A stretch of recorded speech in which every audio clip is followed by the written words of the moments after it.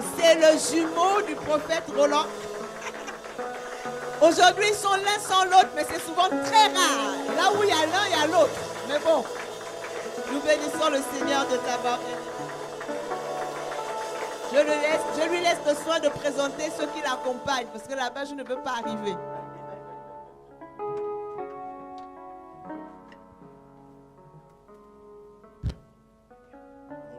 Bonjour.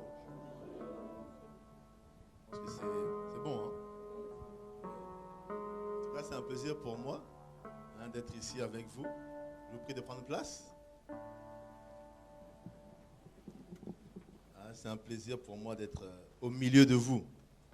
Ah là, ouais, je crois que j'y suis maintenant.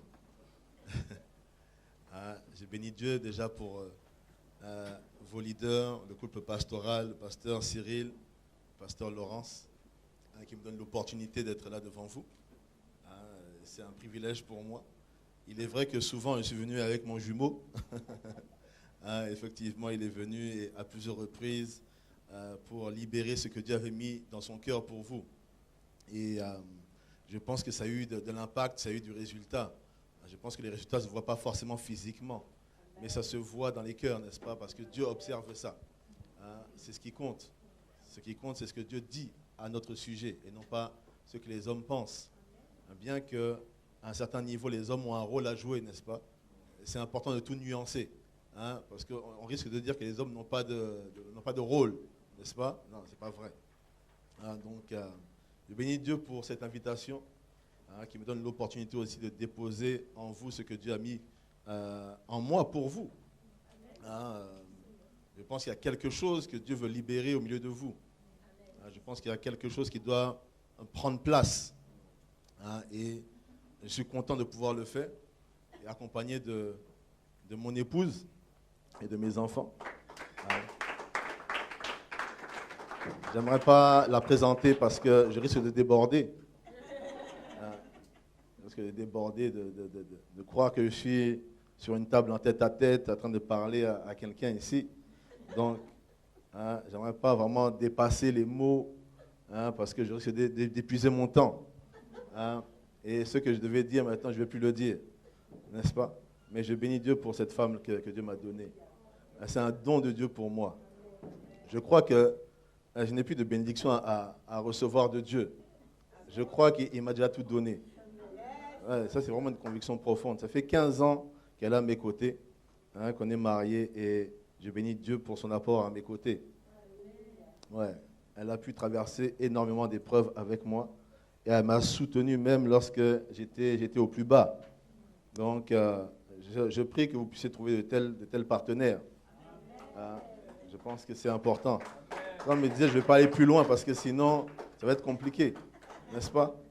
Quand on commence comme ça finit pas tout de suite.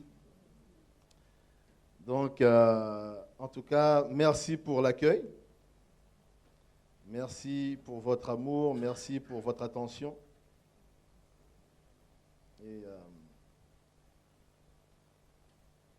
je vais juste activer cet ordinateur qui me lâche souvent. Donc, je pense que Dieu Dieu a des choses, Dieu a sa manière de nous voir, n'est-ce pas? Dieu a sa manière de nous voir. J'aimerais commencer en prenant un passage dans Apocalypse. Je pense que, je ne sais pas si on va le lire, mais si lisons-le quand même, Apocalypse 2, où on parle de l'église d'Éphèse. J'aime la manière où ce passage-là est structuré. Regardez un petit peu comment Dieu fonctionne. Dieu commence à dire ceci.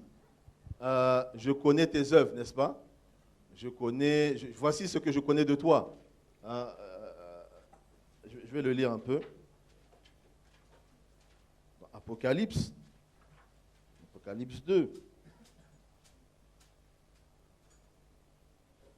Écrit à l'ange d'Éphèse, voici ce que dit celui qui tient les 7 étoiles dans sa main droite, celui qui marche au milieu des 7 chandeliers d'or. Je connais tes œuvres, ton travail et ta persévérance. Je sais que tu ne peux supporter les méchants, que tu as éprouvé ceux qui se disent apôtres et qui ne le sont pas, et que tu les as trouvés menteurs, que tu as de la persévérance, que tu as souffert à cause de mon nom et que tu ne t'es point lassé. Mais ce que j'ai contre toi.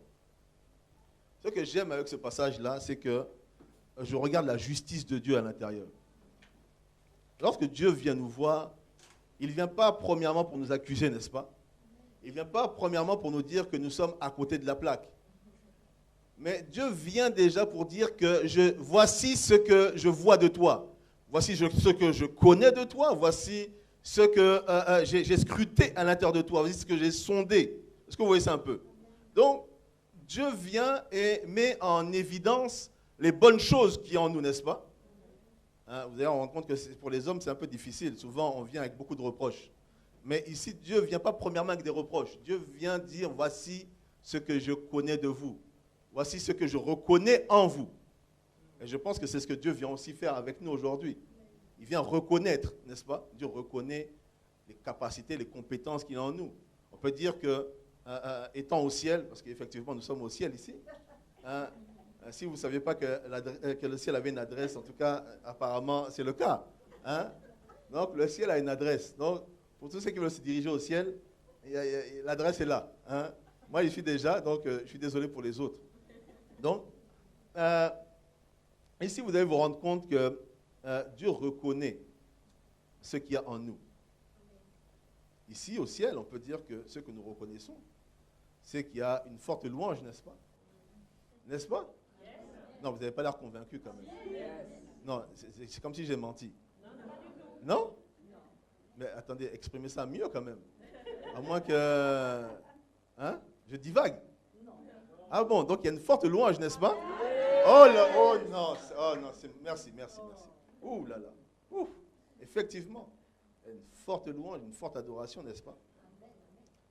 Quelque chose, à chaque fois qu'on vient ici avec Constant, on est toujours rempli avec cette louange-là. On part avec, n'est-ce pas? Et on veut que ça puisse encore continuer, perdurer et toucher davantage. Je pense que les caméras sont là pour ça, n'est-ce pas? Ouais. Qu'est-ce qu'on peut dire encore? On reconnaît que vous avez des leaders formidables, n'est-ce pas? Amen. Oh, non, vous n'avez pas entendu. C'est ça. Je reconnais qu'il y a quelqu'un qu'on appelle pasteur Cyril, le père de la maison qui contrôle les choses comme il faut et qui permet à chaque individu de grandir et de croître, n'est-ce pas? Oui? Ah, ok. On reconnaît qu'il y a pasteur Laurence qui joue son rôle, qui libère la grâce que Dieu a déposée dans sa vie et la pose dans la vie des fils, n'est-ce pas? Ok. On reconnaît ça. Donc lorsque Dieu vient, voici ce qu'il dit. Nous reconnaissons également que vous avez des jumelles. Je suis obligé de le dire quand même. Sauf qu'aujourd'hui, je ne les ai pas vues. Mais on reconnaît qu'il y a des jumelles ici qui peuvent te faire perdre la tête parce que quand tu entres, tu ne sais pas à qui tu as affaire parce que tu retrouves l'autre juste de l'autre côté. Tu te dis, mais à quel moment elle est arrivée? Quand tu n'es pas dans le secret, tu te poses des questions. N'est-ce pas? Donc, on reconnaît qu'il y a des jumelles ici qui peuvent te faire perdre la tête. On reconnaît quoi encore? On peut reconnaître un grand nombre de choses, n'est-ce pas? Un grand nombre de choses. Mais lorsque Dieu vient, il vient et il dit aussi, voici ce que j'ai contre vous. N'est-ce pas? Ici, Dieu ne vient pas pour accuser. Il ne vient pas pour descendre. Mais lorsque Dieu parle, il vient maintenant pour communiquer ce qui manque. Est-ce que vous comprenez ça? Souvent, nous venons à Dieu et nous avons déjà des intentions. Nous venons et nous croyons que Dieu va faire exactement ce qu'il y a dans nos cœurs, ce qu'il y a dans nos pensées. Dieu n'est pas comme ça. Dieu vient et libère ce qui manque en nous. Parce que nous sommes déjà une version accomplie en lui. Vous comprenez ça? La parole dit que nous sommes sortis de lui. Nous sommes sortis de sa pensée. Nous avons existé dans l'éternité passée. Et aujourd'hui que nous avons été libérés dans le temps, nous sommes tout juste en train de nous connecter à lui pour comprendre ce que nous avons été afin de retourner en lui. Est-ce que tout le monde comprend ça? Donc nous avons déjà été une version accomplie. En Christ, en Dieu, n'est-ce pas? Et c'est là que nous retournons. Donc ça demande que nous puissions connaître ce qui manque pour que nous puissions retourner, n'est-ce pas? Il y en a un qui est retourné quand même. Vous savez comment il s'appelle? Hein? Il s'appelle comment? Oui, avant Jésus, il y a quelqu'un qui est retourné quand même avant. Ah, Enoch est retourné quand même. Enoch est allé tellement loin. Dieu a dit non, toi, si tu restes ici, tu auras des problèmes. Il faut partir. Parce qu'on va te lapider, on va te jeter des cailloux pour rien. Allez, viens. Dieu l'a pris parce qu'il allait tellement loin dans la recherche à propos de lui-même. Vous comprenez ça? Qu'est-ce que Dieu dit de lui? Et c'est comme ça qu'il a touché à des choses qui ne lui étaient pas permis de toucher. En vrai, ça lui était permis parce qu'on ne peut rien faire sans que Dieu nous autorise, n'est-ce pas? Mais d'après la limitation de la chair, il ne lui était pas permis. Mais Dieu lui a permis de transgresser cette loi-là pour toucher à quelque chose de puissant. Est-ce que tout le monde comprend ça? Et c'est là où nous voulons aller. Nous voulons dépasser les limites de la chair. Dépasser les limites de ceux qui nous empêchent, en fait, d'être ce que Dieu a fait de nous avant les temps. Vous comprenez ça? C'est pour ça que Dieu vient nous parler. Souvent, je suis impressionné impressionné et déçu aussi en même temps de regarder un petit peu ce qui se passe sur Internet, où on voit que beaucoup de gens s'improvisent en tant que des leaders. Et les gens sont là en train d'applaudir ça, de liker ça. En fait, on a fait de l'Église ou de l'Ecclésia de Christ comme un show, quelque chose où on exhibe en fait la parole de Dieu sans raison, hein, juste pour s'enrichir ou pour satisfaire un ego. Vous voyez ça un peu? Je trouve ça dommage, hein, parce que ce n'est pas le but pour lequel la parole vient. Lorsque nous nous rassemblons tels que nous sommes là, ce n'est pas pour qu'on puisse observer nos beaux habits. Parce qu'en effet, vous avez des beaux habits. Hein? Le frère là est bien avec la cravate rose, là, bien comme il faut. Hein? N'est-ce pas? On dirait un ministre. Ouais. Et il est aussi ministre, c'est ça? Wow, my God. Pourquoi vous allez dire que je ne suis pas prophète?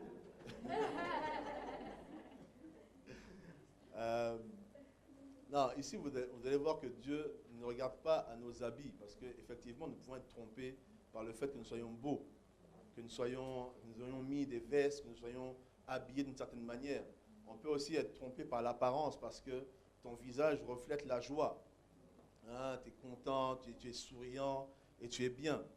Mais est-ce que c'est réellement, si Dieu prend une photo de là où il est-ce que cette photo va être semblable à ce que moi je vois? Est-ce que vous comprenez ça? Si Dieu doit prendre la photo, donc la photo de nos cœurs, je pense que nous tous, on va fuir. N'est-ce pas? C'est mais quoi? Là, je suis à nu, ici. Où? Vous allez voir un peu. Donc, c'est là où maintenant les gens vont tomber dans les escaliers. Vous voyez ça un peu? Parce qu'on ne veut pas forcément être exposé. Tout ça pour dire que nous sommes en train de camoufler ce que nous sommes réellement. N'est-ce pas? Oui, on camoufle ça. On camoufle ça par des attitudes, par des comportements, par des habits. Mais aujourd'hui, Dieu veut parler à la chose qui n'est pas cachée à ses yeux, n'est-ce pas? À nous. Pas moi le costume, pas moi la chemise, mais à moi qui est à l'intérieur. Vous comprenez ça? Parce que pendant que je suis en train de parler, Dieu me parle aussi. Hein, c'est pas que oui, donc lui, c'est lui qui communique. Non, on est en train de me dire aussi des choses. Dieu est en train de me chicoter à ma manière aussi. N'est-ce pas? Oui. Donc tout le monde en a pour son grade. Tout le monde. Donc ici, Dieu veut nous parler, parce que Dieu veut parler de ce qui manque. Hein? Dieu est attaché à ça. Qu'est-ce qui manque? Qu'est-ce qui manque dans nos vies? Qu'est-ce qui manque dans nos attitudes? Qu'est-ce qui manque dans notre identité? Qu'est-ce qui manque? Il y a quelque chose certainement qui manque, n'est-ce pas? Hein? Et le thème que j'aimerais aborder aujourd'hui va s'intituler « Né pour adorer et placé pour dominer ». Amen? Né pour adorer, placé pour dominer. J'aimerais évoquer ce passage-là, Ésaïe 2.2. J'aimerais qu'on puisse comprendre dans quel plan nous nous trouvons aujourd'hui. La parole dit dans Ésaïe 2.2, est-ce que quelqu'un peut me lire Ésaïe 2.2 d'une voix forte, hein, d'une voix ferme? Hein? Quelqu'un peut lire ce passage, s'il vous plaît?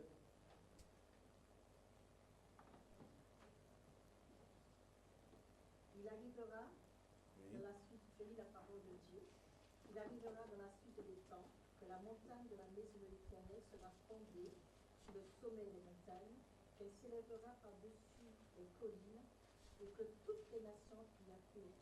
Amen. C'est pas formidable ça? Il arrivera dans la suite des temps que la montagne de la maison de l'Éternel sera élevée au-dessus des montagnes. Est-ce que vous comprenez qu'ici, il s'agit d'une parole prophétique? Il s'agit de quelque chose qui doit se réaliser, n'est-ce pas? Et bien souvent, nous n'avons pas conscience de ça.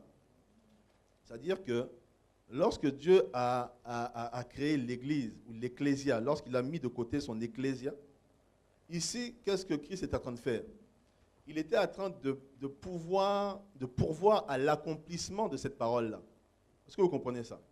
Dieu n'a pas quitté son optique de voir son Église ou sa maison être positionnée au-dessus de toute chose. Est-ce qu'on comprend ça? Donc, ici, on ne peut pas maintenant s'inscrire dans une routine où l'objectif pour nous, c'est de venir faire bonne figure le dimanche matin. Est-ce que vous êtes en train de comprendre? Je ne suis pas en train de dire de ne plus venir. Parce que faut toujours nuancer, n'est-ce pas? C'est là où maintenant on va dire que non, l'homme de Dieu avait dit qu'en fait, ce n'est pas la peine de venir le dimanche. Non, je n'ai pas dit ça. J'ai dit qu'on ne peut pas se contenter. On ne peut pas se contenter de venir le dimanche matin et croire que Dieu va nous bénir. Que Dieu maintenant va accomplir des grandes choses avec nous. Est-ce que vous voyez ça un peu? On doit maintenant s'approprier la parole, de sorte que ce que Dieu a dit au travers d'Ésaïe puisse s'accomplir. Il arrivera que la montagne de la maison de l'Éternel sera élevée au-dessus des montagnes. Ici, les montagnes, ici, ils ne représentent pas une montagne vraiment. Vous voyez ça un peu? Parce que vous allez dire, mais donc il faut aller vers la montagne. Non, il ne s'agit pas maintenant d'un concept juste physique. Mais il s'agit maintenant de comprendre qu'est-ce que les montagnes représentent. Les montagnes représentent les autorités, les domaines de la vie. Est-ce que vous comprenez ça? C'est comme si maintenant Dieu est en train de dire qu'il arrivera un jour où ma philosophie, où ma vue, maintenant va être apposée sur tous les domaines de la vie. Et que maintenant tout le monde, tous ceux qui sont impliqués dans la vie, vont venir chercher des définitions en moi. Et non pas en eux. Est-ce que vous comprenez ça? Je pense que plus que jamais aujourd'hui, nous avons conscience de cela. Vous voyez ça un peu?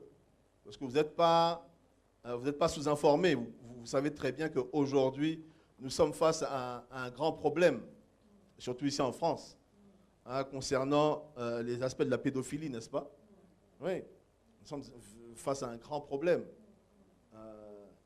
J'ai fait des efforts pour ne pas évoquer l'histoire. Pédophilie. Vous voyez ça? La pédophilie. Quand on regarde un petit peu ce qui se passe, les décisions qui sont prises, on voit que ici, ce n'est pas Dieu qui est en train de diriger ça. On voit que ce n'est pas Dieu qui est en train d'insuffler maintenant l'éducation aux enfants, n'est-ce pas? Mais on voit qu'il y a un vent provenant de l'enfer qui est en train de construire quelque chose pendant que nous venons le dimanche matin pour adorer Dieu. Est-ce que vous comprenez ça? Non, nous venons le dimanche matin pour adorer Dieu. Nous étions où? Est-ce que vous comprenez ça? Parce que l'adoration, je suis en train d'avancer un peu encore. Donc l'adoration, en réalité, ce n'est pas ce que nous pensons. L'adoration, ce n'est pas des chants. La force de l'adoration, ce n'est pas des chants. Parce qu'il y a des chanteurs dans le monde qui sont beaucoup plus compétents et qualifiés peut-être que nous. Mais est-ce qu'ils adorent? Vous voyez ça un peu? Est-ce que Céline Dion adore? Je ne sais pas. Vous voyez ça un peu? Donc Dieu irait chercher des personnes qui sont compétentes dans la voix, n'est-ce pas? Parce que peut-être que moi, si je commence à adorer, ça va être compliqué. Vous voyez ça un peu? Si le chant, c'est ça. Donc maintenant, est-ce que moi je vais être qualifié? Est-ce que si je passe à The Voice seulement, on va me choisir? Vous voyez ça un peu? Donc ma voix peut-être ne va pas être au top. Mais si je mets ma soeur ici, là, donc peut-être que ça va passer. Vous voyez ça? Certainement, n'est-ce pas? Oui, certainement. Oui. Donc ici, il ne s'agit pas maintenant de qui chante bien et qui chante mal. Donc n'a pas à te complexer pendant que nous sommes en train de chanter. Et tu dis que non, ta voix là, c'est comme si ça fait comme une casserole. Dieu ne voit pas ça. Dieu entend le son de ton cœur. Amen? Oui. Donc l'adoration, ce n'est pas des chants. Ce n'est pas la musique. Vous voyez ça un peu? Donc ça veut dire que parce que tu joues d'un instrument et que tu joues très bien, maintenant ça c'est l'adoration. Ce n'est pas ça l'adoration. Est-ce que vous comprenez ça? Ce n'est pas ça l'adoration. Et j'aimerais peut-être titrer ce que je vais dire. Je vais aller un peu loin. Mais avant que je puisse aller plus loin dans le domaine de l'adoration, j'aimerais peut-être parler d'un point qui est la question de servir Dieu et non de lui rendre service. La question de servir Dieu et non de lui rendre service. Est-ce que vous savez qu'il y a une nuance à l'intérieur? Hein? Et une nuance importante. Il y a une nuance importante. Parce que ici, lorsque servir Dieu n'est pas lui rendre service, mais ça peut à la fois l'être également. Je vais m'expliquer. Lorsque on accepte Christ comme Seigneur et Sauveur, c'est une très bonne chose, n'est-ce pas? Oui, parce que maintenant, tu as la garantie d'être sauvé. Donc, tu es sauvé tout de suite. Disons que Dieu te couvre tout de suite.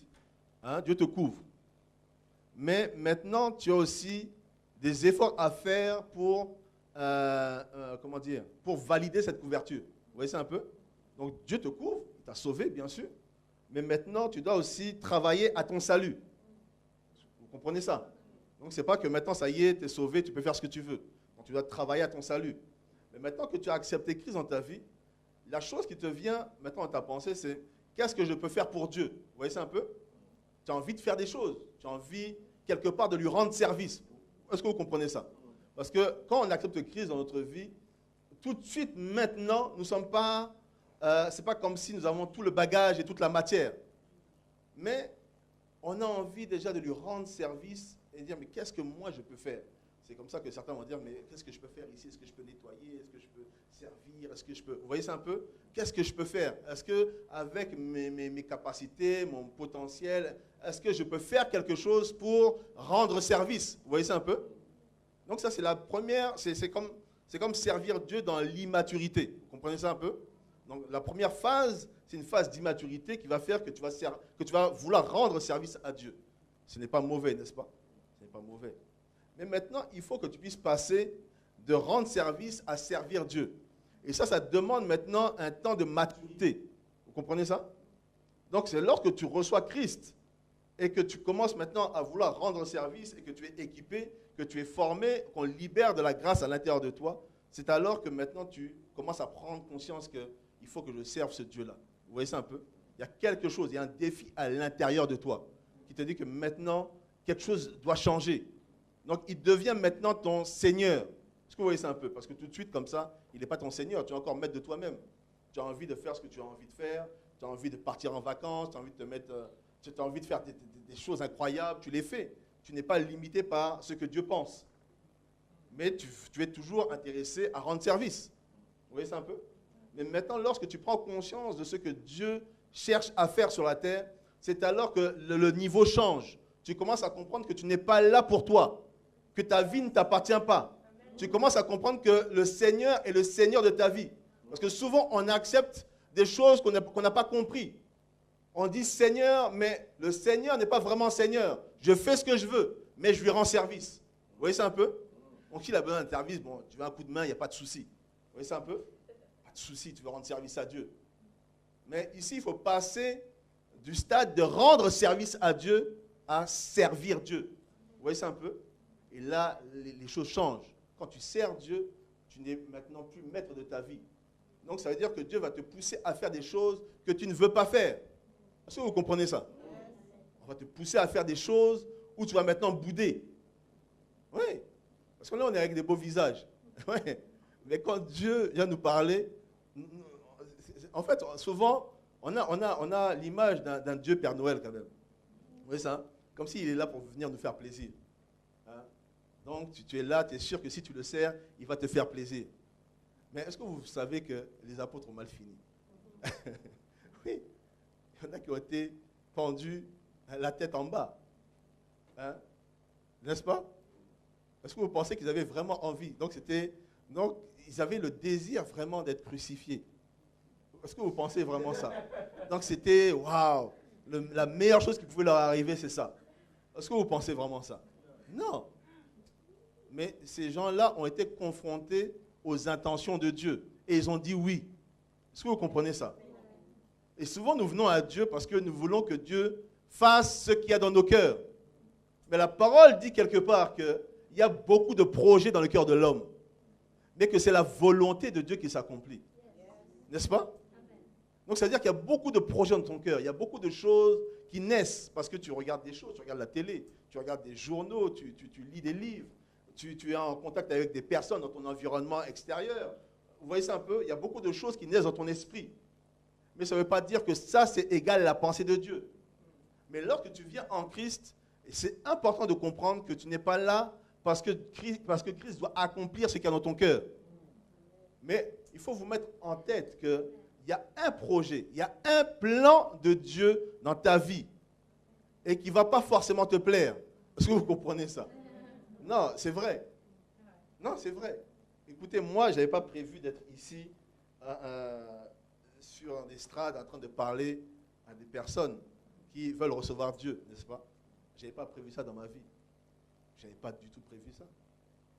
J'avais prévu, en fait, toute autre chose. Vous comprenez ça?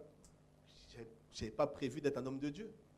Je n'avais pas prévu qu'il y avait une grâce dans ma vie et qu'il fallait maintenant que je l'active. Je n'avais pas prévu ça. Ma vie, j'avais déjà prévu d'une certaine manière. Oui.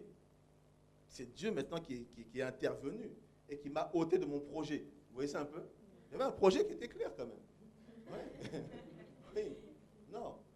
Parce que souvent, on pense que non, les hommes de Dieu, ils viennent, c'est comme si depuis tout petit, ils sont dedans, hein, comme certains qui comptent leur année de ministère à partir de quand ils sont nés dans l'église. Hein. Donc oui, quand on m'a mis maintenant dans la chorale, c'était déjà le ministère. Quand on m'a mis derrière le piano, c'était déjà le ministère. Donc ils comptent les années de ministère à partir de là. Non, c'est pas vrai. Le ministère, c'est quand tu as été touché par Dieu et que tu es maintenant conscient de ce qu'il y a en toi, n'est-ce pas? Oui, oui. Donc si tu es là, que tu joues le synthé, c'est très bien, mais ce n'est pas encore le ministère. Vous voyez ça un peu? Donc tu dois découvrir encore ce qu'il y a en toi. Amen? Donc ici, nous devons comprendre que servir Dieu et rendre service à Dieu, c'est deux choses différentes. C'est deux phases différentes. Et beaucoup aujourd'hui, lorsqu'ils viennent en Dieu, ils veulent maintenant lui rendre service. C'est comme ça qu'on vient avec une mentalité du dimanche matin. Vous voyez ça un peu? Le dimanche matin devient maintenant le jour de l'église.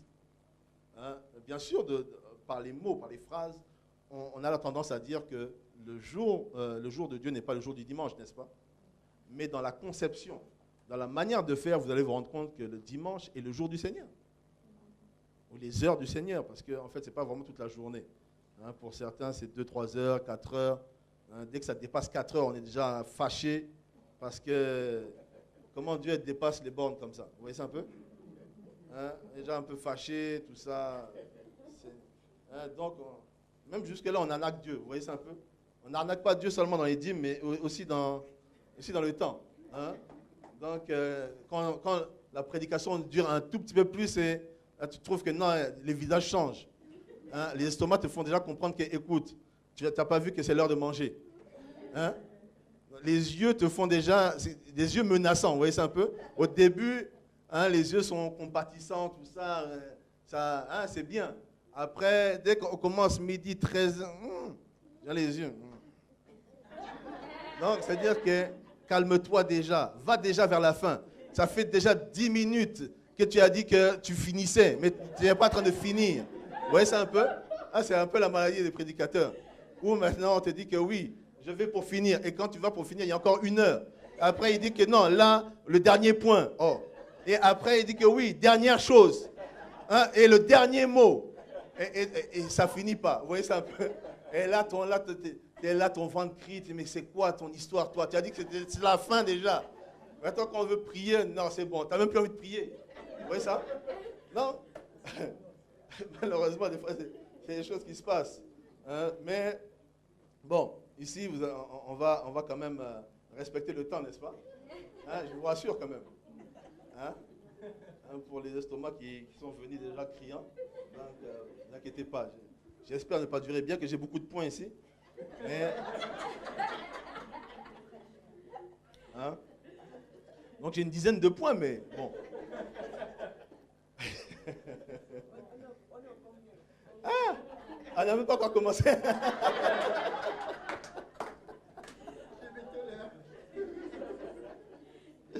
On est au premier point.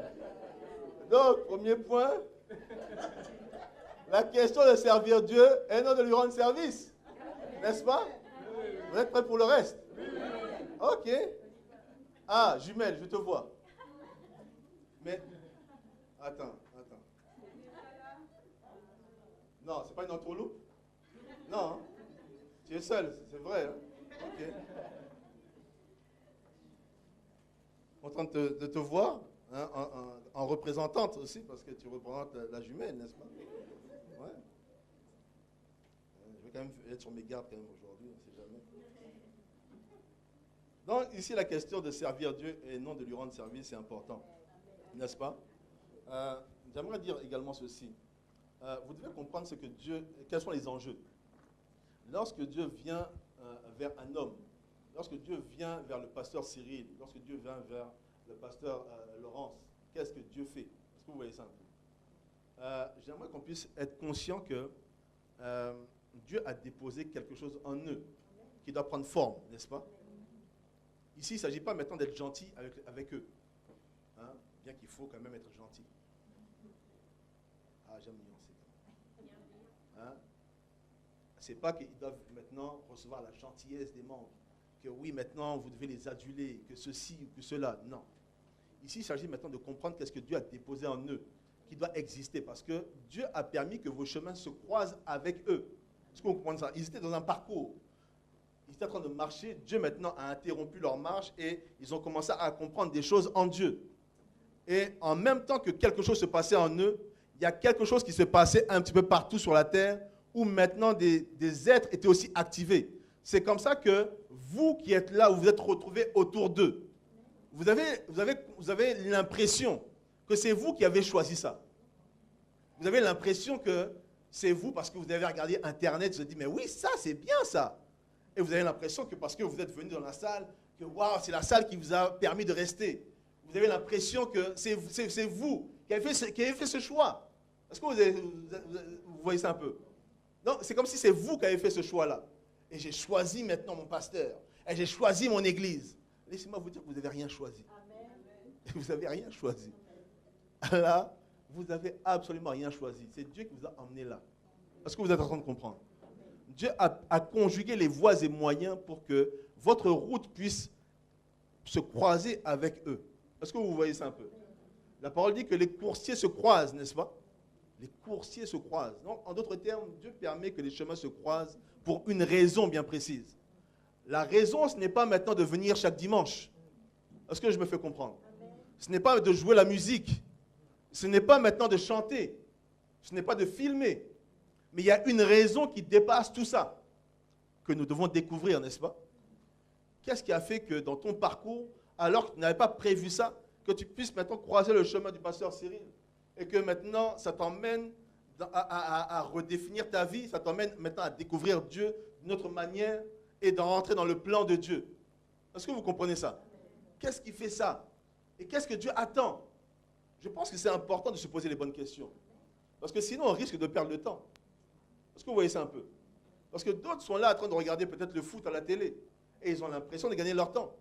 Mais nous, nous sommes ici. Et si nous n'avons pas l'impression de gagner notre temps, alors ce temps-là, on ne peut pas le rattraper. Vous voyez ça un peu? On doit gagner notre temps. On doit savoir pourquoi Dieu nous a appelés ici.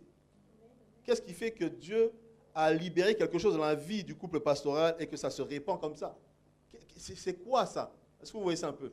Qu'est-ce que ça doit devenir? Qu'est-ce que ça doit être? Je vais vous dire ce que ça doit être une famille. Amen. Une famille. Dieu est en train de construire une famille. C'est pour ça que vous ne pouvez pas venir avec la mentalité de rendre service.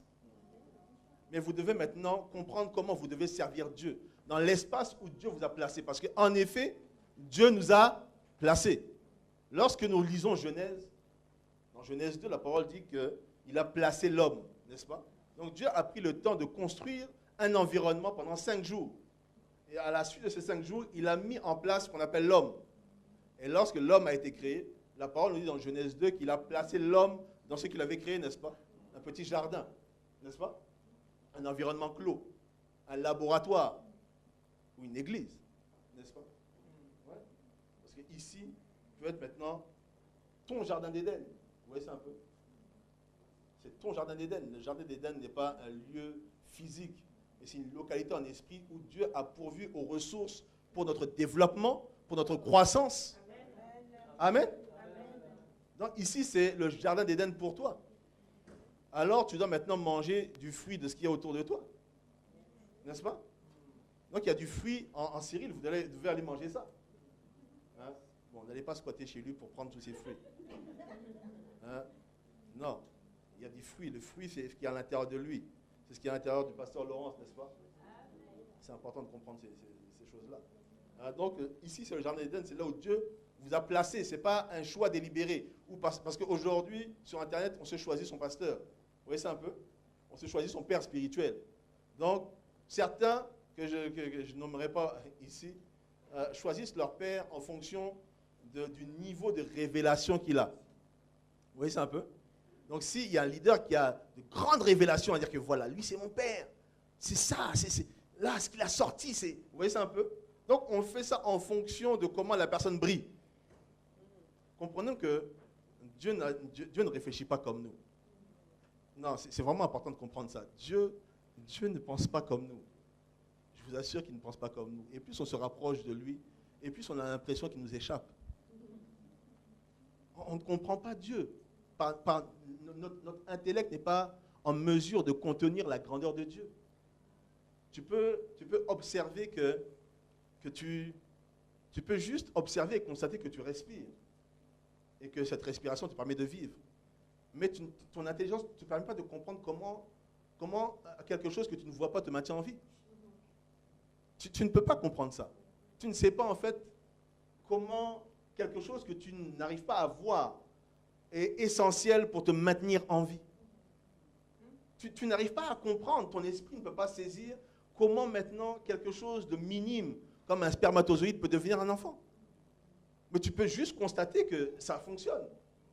Tu ne peux pas comprendre comment le soleil peut être suspendu là devant toi et ça ne tombe pas. Tu ne peux pas, ton esprit ne peut pas vraiment saisir comment c'est possible.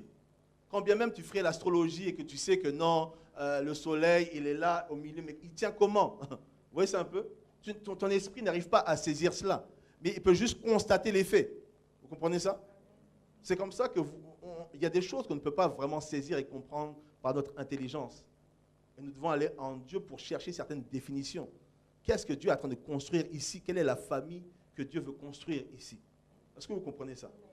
Quel est le type de famille que Dieu veut faire, que Dieu veut construire, que Dieu veut bâtir, que Dieu veut structurer?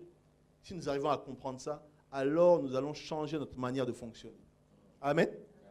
On va changer ça. Donc, on doit comprendre que Dieu nous a placés. Ce n'est pas par ta propre force, ni par ton intelligence que tu es ici. Mais c'est Dieu qui t'a poussé à être là, n'est-ce pas? Amen? Dieu t'a poussé. Hein? En effet, lorsque je regarde ce que j'ai à libérer, je pense que je ne dirais pas que j'irai vers la fin maintenant. Mais je vais y tendre. Hein? Donc ici, j'aimerais qu'on puisse comprendre qu'on a été placé. Hein, on a été placé. J'aimerais aussi dire, en deuxième point, servir Dieu, c'est l'adorer. N'est-ce pas? Servir Dieu, c'est l'adorer. Le mot adoration ici, en hébreu, c'est le mot shaka. S-H-A-C-H-A-H. Donc servir Dieu ou l'adorer, le mot adoration, c'est le mot shaka. Shaka, en hébreu.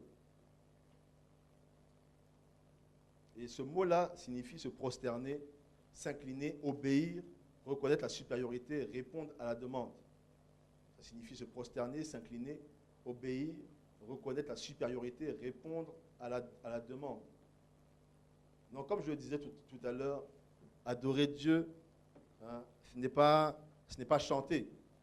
Si nous voulons vraiment servir Dieu, donc passer de rendre service à servir Dieu, nous devons comprendre qu'est-ce que l'adoration, parce que nous sommes nés pour l'adorer, n'est-ce pas? Nous sommes nés pour l'adorer. Et adorer, ce n'est pas chanter. Adorer, ce n'est pas jouer la musique. Mais adorer ressemble à ce qui s'est passé avec Abraham. Lorsqu'on lit dans Genèse, c'est Genèse combien? Dans Genèse 22. Dans Genèse 22, la parole, on va la faire rapide. Donc, Dieu demande maintenant son fils à Abraham. Vous savez qu'il a eu des difficultés à avoir ce fils-là. Et il a eu maintenant dans sa vieillesse. Et lorsqu'il a eu dans sa vieillesse, maintenant Dieu vient vers lui et dit, mais écoute, maintenant ce que tu vas me donner, c'est ton fils, Isaac, n'est-ce pas? Donc ici, Isaac représente ce que Abraham avait de plus cher. Maintenant, Dieu lui demande, donne-moi Isaac. Et lorsque Dieu lui dit ça, il se met en route, il prend son fils, il prend ce qu'il faut, le bois et compagnie, et maintenant, il va maintenant pour faire ce que Dieu demande. Et lorsqu'il s'arrive à un niveau, il était avec les serviteurs, et à un moment donné, il lâche les serviteurs, il dit, bon, les serviteurs, vous restez là, maintenant, moi et Isaac, on part. Vous voyez ça un peu? Et l'expression qu'il emploie, c'est que moi et mon fils, nous allons adorer Dieu. Est-ce que vous voyez ça un peu? Donc l'adoration ici, ce n'est pas que maintenant il avait une chorale derrière lui. Vous voyez ça? Donc Abraham n'a pas dit que maintenant la chorale venait. Les musiciens, tout ça, on va adorer Dieu. Non. Ici, adorer Dieu, c'est répondre à ce que Dieu dit. Est-ce que tout le monde voit ça? C'est répondre à la demande de Dieu. Il y a une demande sur toi, il y a une demande sur moi. Est-ce que nous comprenons ça? Donc, vous savez que adorer Dieu, c'est répondre à ce qui réside dans le cœur de Dieu pour nous. Amen. C'est ça, adorer Dieu. Et nous voulons construire une assemblée, construire une entité qui adore Dieu. Non pas seulement avec les chants, mais avec leur cœur. Amen. Avec leur cœur.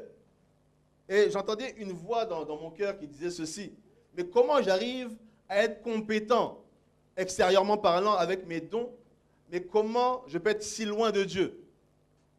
J'entendais ça. Je dis, mais c'est comme si on a cru que c'était la compétence extérieure qui faisait de nous des véritables adorateurs. En réalité, ce n'est pas ça. C'est la qualité de nos cœurs qui fait de nous de véritables adorateurs. La parole dit qu'il arrivera un temps où les véritables adorateurs adoreront en quoi? En esprit et en vérité. Ici, en esprit et en vérité veut dire que nous allons être sensibles à ce que le Saint-Esprit va dire en nous. Et lui a son rôle de nous conduire où? Dans toute la vérité. À propos de qui? À propos de nous-mêmes. Vous voyez ça un peu? Donc ici, adorer Dieu, c'est écouter le Saint-Esprit qui est en nous, qui doit nous conduire dans le lieu où maintenant nous avons la véritable définition de nous-mêmes. Vous comprenez ça? Oui, c'est important parce que sinon on risque de se déplacer croyant que c'est chanter et prier et tout ce que nous sommes en train de faire qui fait que nous sommes des véritables adorateurs. Ici, je reviens un peu sur l'histoire de la pédophilie. Vous allez vous rendre compte qu'il y a peu de personnes qui sont levées contre ce fléau. Pendant que la loi a été votée, tout le monde dormait. Vous voyez ça un peu? Il n'y avait pas maintenant... Et ceux qui étaient un peu éveillés, ce n'étaient pas les chrétiens. Est-ce que vous comprenez ça? Les personnes qui étaient éveillées à ce moment-là, ce n'étaient pas les chrétiens. Ce n'est pas ceux qui parlaient en langue, qui prophétisaient. Parce que c'était le bon moment de prophétiser en tout cas. Ouais, c'est le bon moment d'être prophétique. Mais beaucoup de gens dormaient pendant que ces lois étaient votées. Mais aujourd'hui, nous sommes en train de subir maintenant des lois qui sont votées sans pour autant que nous soyons maintenant utiles ou que nous soyons maintenant dans un combat. Est-ce que vous voyez ça un peu? Ici, l'adoration, c'est quoi? L'adoration, en réalité, c'est se positionner en Dieu. Est-ce que vous comprenez ça? C'est être dans une position en Dieu où tu peux faire exister ses intentions. Est-ce que tout le monde me comprend? L'adoration, c'est ça. L'adoration, ce n'est pas de faire tout ce que nous connaissons. Mais l'adoration, c'est se trouver à l'endroit où Dieu maintenant veut que tu sois pour exercer la domination. Vous comprenez? Il y a ce qu'on appelle la domination. La domination, ce n'est pas écraser une personne. La domination, ce n'est pas marcher sur quelqu'un. Mais la domination, c'est juste de libérer les intentions de Dieu là où Dieu nous a placés. Est-ce que nous comprenons ça? Parce que souvent, nous avons des mauvaises idées en tant que des chrétiens. Nous croyons que Dieu va nous élever. Et l'élévation que nous avons en tête, c'est quoi? C'est que Dieu va nous bénir par l'argent, par le matériel. Vous voyez ça un peu? Mais les personnes qui ont donné leur vie en Christ, on n'a pas entendu parler qu'ils ont donné ça pour avoir ça. La majorité de ceux les personnes qu'on appelle les héros de la foi, on lit dans Hébreux 11. Est-ce que vous pensez qu'on célèbre vraiment l'argent qu'ils ont eu? C'est par la foi qu'ils ont eu des comptes en banque remplis. Non. C'est par la foi qu'ils ont eu du matériel, qu'ils ont eu des sociétés, des grandes entreprises, des buildings. Non. La parole nous parle de la qualité de cœur qu'ils avaient, du positionnement qu'ils ont eu sur la terre, où Dieu les a placés. Ils avaient maintenant la capacité d'être des canaux que Dieu va utiliser pour exercer la domination sur la terre. Est-ce que vous comprenez ça? La domination, c'est libérer des intentions de Dieu. Tu es une voie que Dieu va utiliser pour libérer des intentions. Et ces intentions que Dieu veut libérer, ce ne sera pas dans des moments favorables. Parce que le temps dans lequel nous sommes aujourd'hui n'est pas un temps favorable. Ce n'est pas un temps où tu peux maintenant être juste à l'aise. Parce qu'aujourd'hui, tes enfants sont en danger. Tes enfants sont en danger. On va maintenant instruire tes enfants, mais toi tu parles en langue et tu prophétises. Mais tes enfants viennent avec des concepts. Ils te disent, mais maintenant moi je suis plus un garçon et je suis une fille. Tu vas faire quoi? Ton parler en langue ne sera pas suffisant. Vous savez ça? Ouais. Ton parler en langue ne sera pas suffisant. Ouais. Quand il va venir avec des attitudes, ton parler en langue ne fera pas grand-chose. Ta prophétie ne va pas bouger l'esprit de celui qui va dire que maintenant je vais devenir une fille. Vous comprenez ça? Mais ça demande qu'aujourd'hui, alors qu'ils sont en train de menacer la génération future, que l'Église, que l'Ecclésia de Christ, suivant toutes les entités qui ont été libérées sur la terre, se lève. La parole dit, lève-toi et brille. Qu'est-ce que ça veut dire? Qu'est-ce que ça signifie? Parce que cette signification est différente suivant chaque entité spirituelle. C'est différent suivant chaque famille spirituelle. C'est différent suivant chacun d'entre nous. Lève-toi va être différent pour le pasteur Cyril que pour mon frère qui est au fond. Est-ce que vous voyez ça un peu? Lève-toi, c'est différent. Mais l'objectif est le même. Il y a le même esprit, mais différence de fonctionnement, d'opération. Qu'est-ce que ça veut dire lève-toi?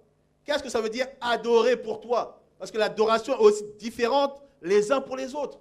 Parce que ce que moi je dois faire, la demande qu'il y a dans ma vie est différente de la demande qu'il y a dans ta vie. Mais au milieu de tout ça, il y a le même objectif. La même chose que nous devons accomplir. La cible est la même. En d'autres termes, le péché est différent pour chacun d'entre nous. Parce que le péché, c'est louper la cible.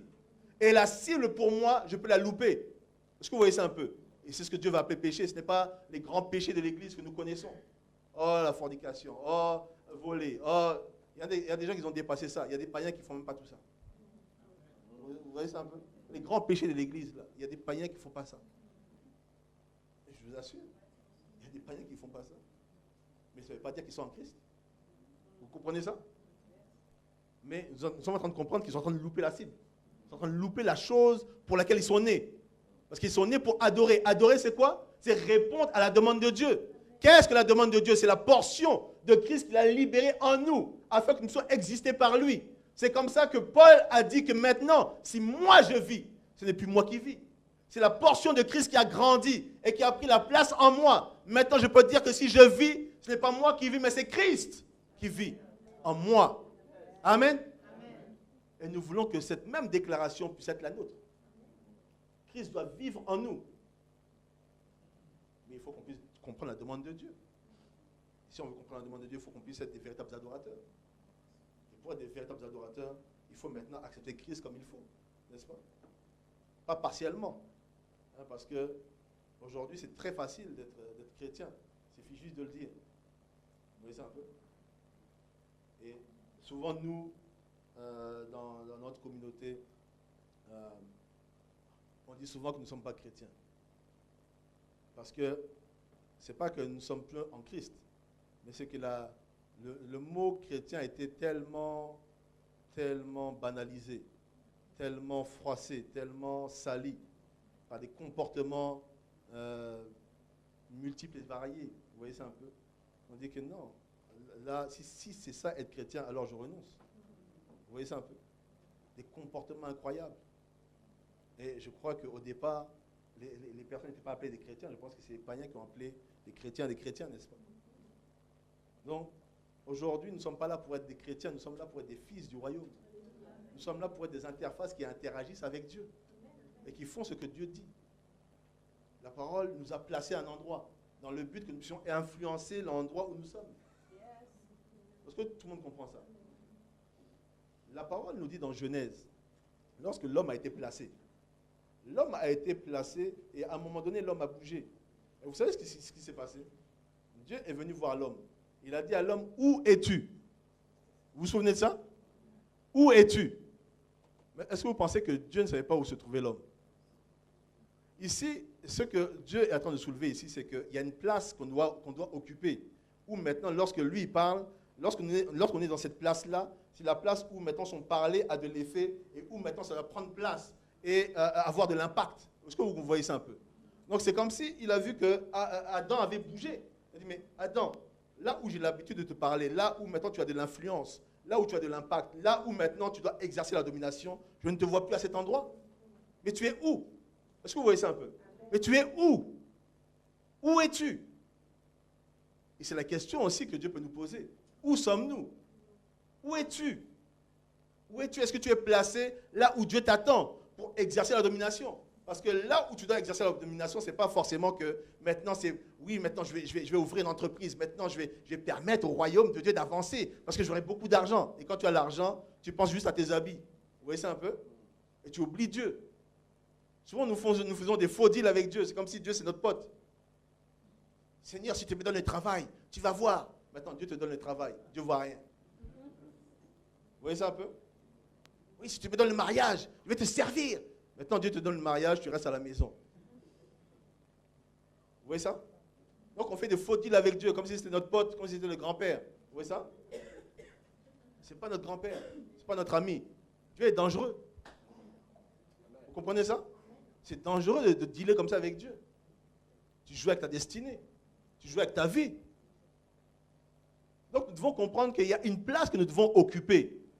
Une place que nous devons occuper devant Dieu afin d'exercer l'adoration qui va emmener la domination là où Dieu nous a placés.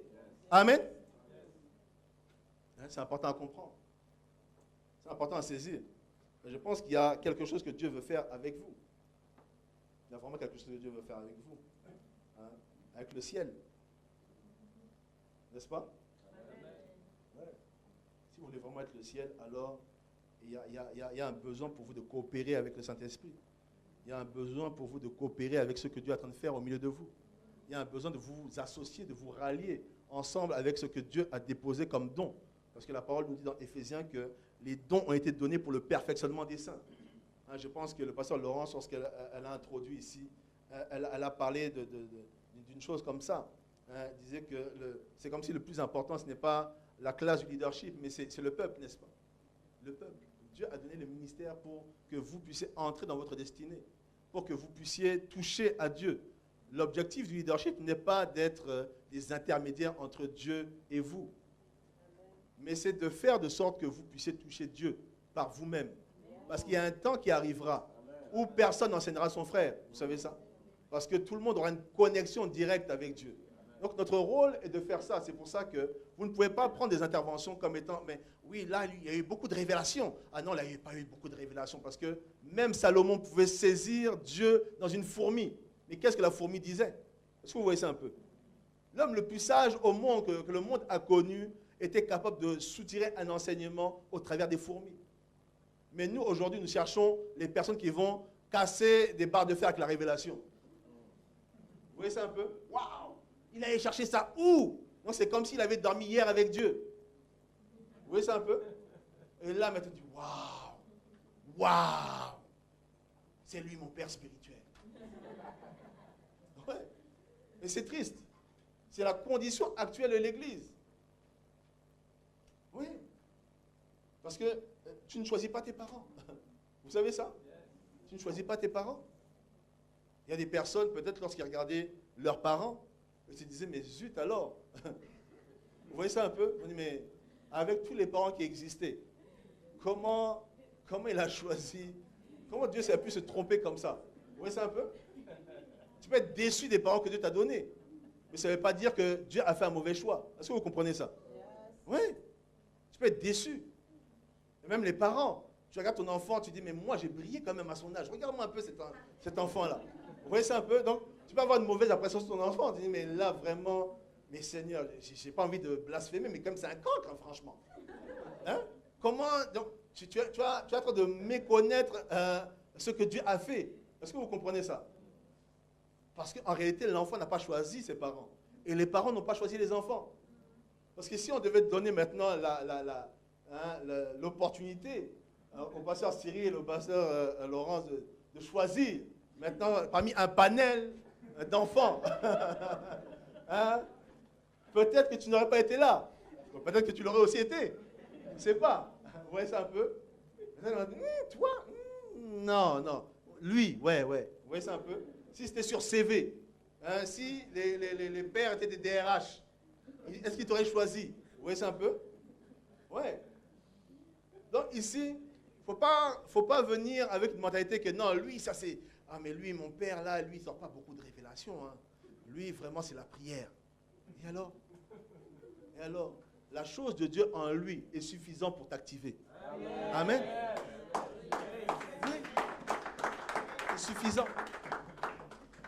Tu n'es pas là maintenant pour briller. Tu n'es pas là maintenant pour être l'homme de Dieu. Parce que maintenant, tous les dimanches, maintenant, c'est filmé. Donc maintenant, lorsqu'on se place à la caméra, maintenant, c'est moi. Maintenant, on m'écoute maintenant. Ouais. Maintenant, je parle aux nations. Je parle. Alléluia. Hein? Juste à le micro, tu commences. Wow. Vous voyez ça un peu? L'onction est transmise. Waouh. Là, tu existes. Non. C'est pas là sur la chair qu'il faut exister. C'est sur le terrain. C'est sur le terrain que les choses se jouent.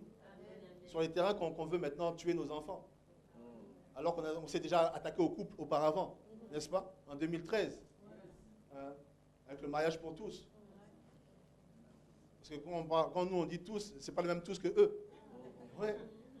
Hein? Nous on dit tous les hommes et les femmes. Oui, eux non. Tous, c'est vraiment tous. Tu peux voir une fourmi avec un chien. Oui, tous c'est ça. Tous c'est incroyable. Tous c'est des choses incroyables. Et nous devons maintenant nous lever pour ça. N'est-ce pas? On doit se lever. Non pas seulement cette situation-là, mais il y a des tas de situations qui méritent notre attention. Est-ce que vous comprenez ça? Lorsque Dieu nous active, il nous active dans le but qu'on puisse contrecarrer les flèches enflammées du malin, qu'on puisse maintenant contrecarrer les flots des ténèbres. Il a dit que je bâtirai mon église et que le séjour des morts, ici nous sommes en train de vivre le séjour des morts, n'est-ce pas? Le séjour des morts ne va point prévaloir devant elle. Ça veut dire quoi? Ça veut dire qu'elle n'aura pas le dessus. Le monde des ténèbres n'aura pas le dessus sur nous. Mais aujourd'hui, nous sommes engloutis par les décisions des ténèbres. Est-ce que vous comprenez ça? Raison pour laquelle vous devez comprendre quel est l'appel qui repose dans vos vies. Il y a un appel qui n'a rien à voir avec le chant, qui n'a rien à voir avec la louange. Il y a un appel. Lorsque le pasteur Laurent se présente ici, vous ne la voyez pas juste comme le pasteur Laurence, mais il y a un appel en elle qui doit maintenant englober un certain nombre d'entre vous. Dans le contexte de la politique. Est-ce que vous comprenez ça? Parce que la politique, ce n'est rien d'autre que les affaires de la cité, n'est-ce pas? Oui, la cité nous intéresse. Ça nous intéresse. Et il est possible qu'il y ait des choses que vous avez à dire dans la situation dans laquelle nous sommes aujourd'hui, n'est-ce pas? Et ça fait peut-être partie de votre appel. Mais sauf que vous êtes là en train de manger les kebabs. Donc si on arrête avec les kebabs, si on arrête avec une certaine nourriture particulière qui nous alourdit, hein, et qu'on commence à réfléchir, ce ne sera pas plus intéressant, n'est-ce pas? Oui, on aura plus d'impact. Peut-être que nous avons trop mangé jusqu'ici. Hein? Il est temps maintenant de laisser notre esprit aller toucher aux choses de l'esprit et commencer à exister et à dominer là où Dieu nous a placés. Amen. Merci à vous tous.